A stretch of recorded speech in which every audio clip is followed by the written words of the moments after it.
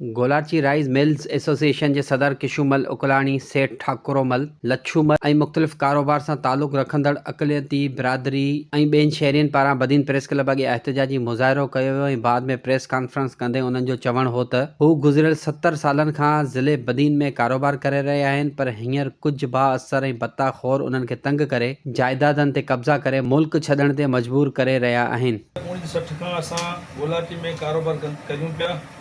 जॾहिं त वक़्त बिन वक़्तु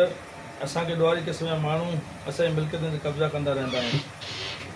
ऐं भतो वठंदा रहंदा आहिनि। हिन वक़्तु बि मुंहिंजी सर्वी ज़मीन